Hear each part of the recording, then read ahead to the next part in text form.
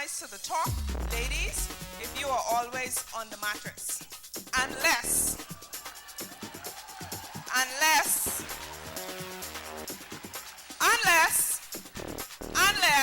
the mattress belongs to your husband.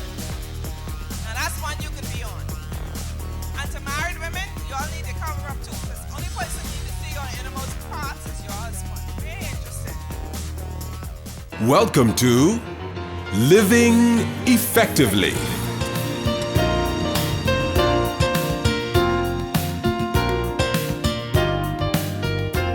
Living Effectively, a program designed to provide wisdom, insight, information, and inspiration to effectively face the challenges of the 21st century world. And now, here's your host, Dr. Myles Munroe. Hello, everybody. This is Dr. Myles Munroe. Welcome again to Living Effectively. So excited to be with you today. And of course, we are in the month where everyone is celebrating independence. Of course, the United States and now the Bahamas. And we are coming out of, I guess, the first half of the year. School is about to open again. Young people are getting ready to go back to college. So much happening. And yet, in the Bahamas, we are, like many other nations, challenged with some of the impact of our social conditions. The number one on everyone's mind is crime. It seems as if we have lost control. Everyone seems to be wondering what's going on. I know you are. I was just talking to someone in Trinidad when I was there early this year. They have already gone past their records of murder. I was in Guyana recently. They are having difficulties as well with criminal elements. And then, of course, you look at countries like Jamaica. They're even being plagued with kidnapping, things we never heard about in the Caribbean. And now in the Bahamas, we've already exceeded our records of homicides and murder in the Bahamas compared to last year. At Bahamas Faith Ministries, we've also been committed to young people for the last 30 years.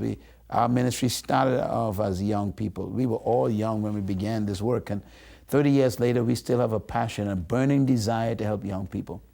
And one of the things that we created over 27 years ago is an event called Youth Alive.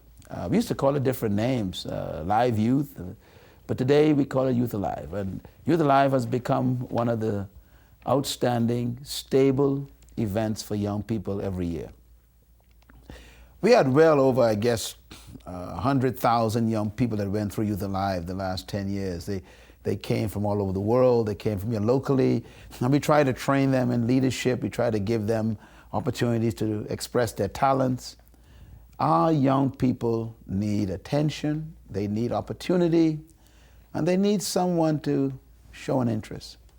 Today on our program, we're going to be talking about Youth Alive 2011.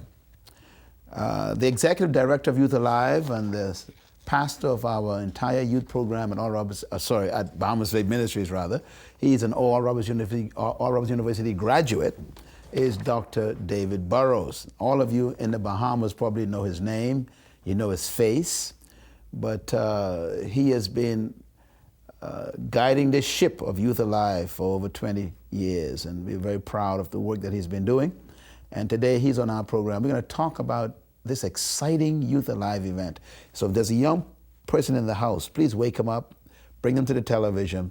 For the next hour, we're going to help them understand how important they are. Welcome to our program, Dr. David Burrows. David, pleasure to see you again. Always a pleasure. Yes, and welcome again. 2011 Youth Alive just became history. In the books. Yeah, we're going to talk about Youth Alive today. But before we get into that, real quick, can you just tell us quickly what are you seeing generally happening in our country? We're just coming out of independence this last couple of weeks. How are we doing? And what has independence been offering the young people? Well, I think what we are seeing right now is the result of decisions that were made many years ago. We see young people who are lacking guidance, direction, purpose, Because the reality is the young people don't create anything, they react to what they see that's already here. And so if we have families that are broken, if we have a disintegrated society, then they just react to what they see. If they have a better environment, they'll be better people. But the reality is the environment for young people today is very difficult and very challenging to grow up in. And unfortunately, they are not receiving the type of guidance that they need to make proper decisions. You know, what are some of the challenges that young people are facing today that were not around when you and I were younger?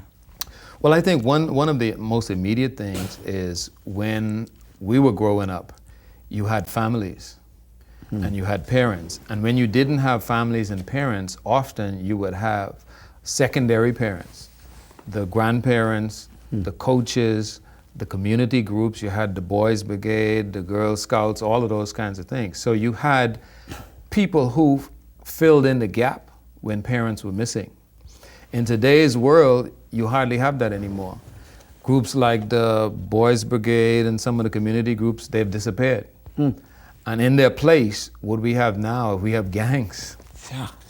And the reality is that back in the day, you had a lot of grandparents, and there's still a lot of grandparents taking care of kids.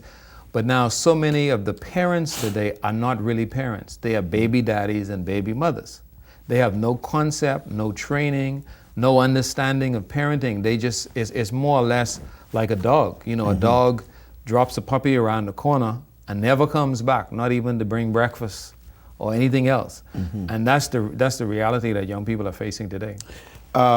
Before we go to a break, to take a look at some of the young people's talent, what would you say about young people and talent? I mean, so many talented young people, and yet we see so many negative use of that talent.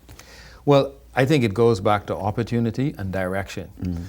One of the things that's happened here in our ministry is from the very beginning we had a concentration on young people. And so what we did was we provided opportunities for young people to exercise their talents and gifts in a positive way.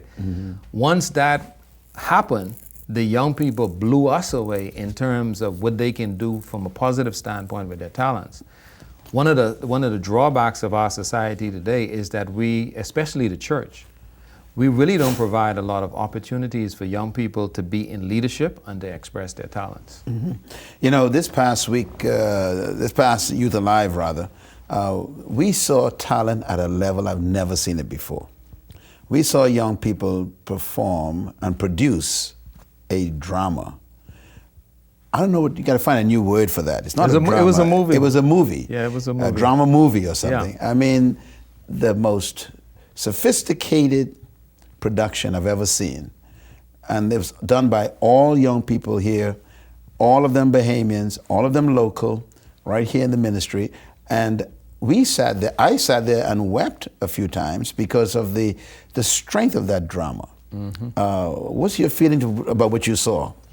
Well, you know, I wish I could show it to the whole world, because this is something that I've been experiencing for several years, working with these same young people and seeing them mature and develop their gifts and talents and dedicate it to positive use. Young people don't lack talent. What they lack is the positive avenues and the positive means of expressing those talents.